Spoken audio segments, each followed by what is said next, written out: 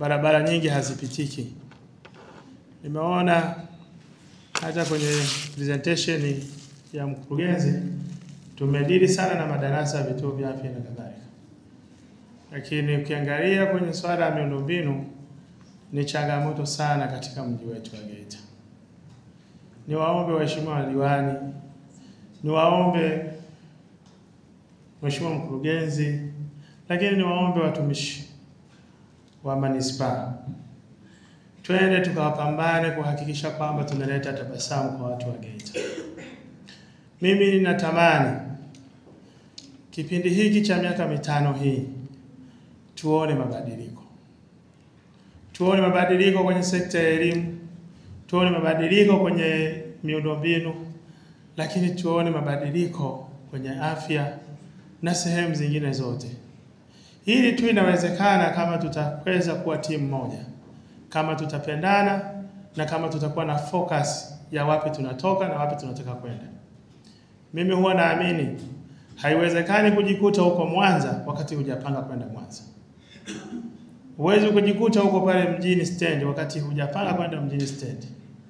Lazima upange kwanza unataka kwenda wapi, alafu baada ya hapo uanze kufanya jitihada za kwenda pale unapotaka kwenda.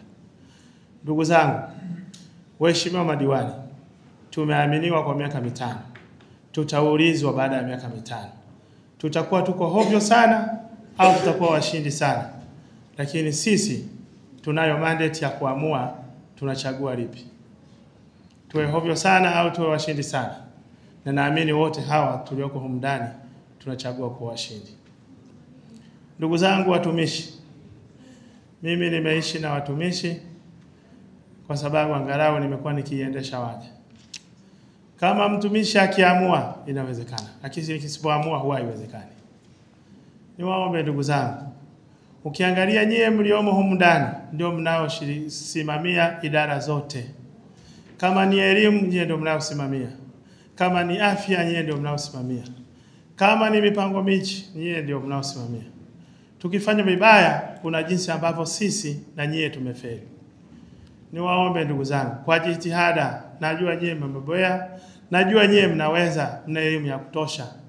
Niwaombe twende tukasipambane kuona angalau kila mtu kwenye idara yake kuna kitu kinabadilika. Kuna kitu kipya kinakuja, inawezekana. Mradi tunie mema na tufocus kwamba tunaenda kufanya kitu. Kuna wakati mwingine mimi hospitalini kwangu tu pale, ninayo watu mbalimbali wananipa taarifa hata pale. Ananiambia sasa hivi jamani customer care hamna. Sasa nyie mkuu ambaye mkuu wa idara unayosimamia afya, basi hakikisha kwenye huko kwenye hospitali, kwenye huko kwenye shule, angalau kile tunachokilenga tuweze kukipata. Mheshimiwa mkurugenzi, ni matamanio yangu katika miaka mitano hii tufocus pia kwamba kwenye swala la elimu tunataka kuenda kuiona labda manispaa ya Geita inakuwa ya kwanza. Tukifocus kwa wa kwanza, basi hatuwezi kukosa namba 2, namba 3, namba 4. Hatuwezi kukosa. Lakini kwanza tufocus. Kwa hiyo niwaombe, mimi nimeshukuru Mungu nimekuwa ndani ya hili baraza. Na naamini kwamba tutasaidizana na tutashauriana kuhakikisha kwamba tunaiona Geita mpya. Kwa utaalamu wenu, kwa nyie mlivyo mabingwa nyie watu wa halmashauri, kuna wakuu wa idara humu ambao wana uzoefu na wanajua na wanavijua vizuri sana.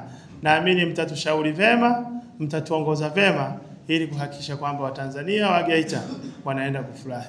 Na mimi mheshimiwa mkurugenzi na ndugu zangu watumishi, kama mbunge niko tayari kushirikiana sana na kujifunza sana na kushauri pale panapotakiwa ili basi tuweze kwenda sawa sawa. Lakini waheshimiwa madiwani, tuwe kama familia, lakini lengo letu kuiona Geita inabadilika. Nikushukuru sana mheshimiwa meya. Mimi sina shaka na wewe. Umekuwa kaka yangu toka nimekuja Geita. Nimekuona katika mambo mengi, tumefanya mambo mengi tukiwa na wewe. Na Geita hapa tumekuwa tukijua kabisa kwamba ili jambo lifanikiwe tunahitaji kuwa na Bogomora pembeni. Kwa hiyo naamini kwa ushawishi wako ulionao, lakini kwa uelewa na uzoefu ulionao, na tukishirikiana wote kwa pamoja na iona kabisa Geita mpya. Nikushukuru sana na nikupongeze. Twende tukawe wamoja twende tukapendane, tukafanye kazi za watu. Mungu awabariki sana. Naamini miaka 5 ikiisha tutakuwa mbali. Mungu awabariki sana. Asanteni sana.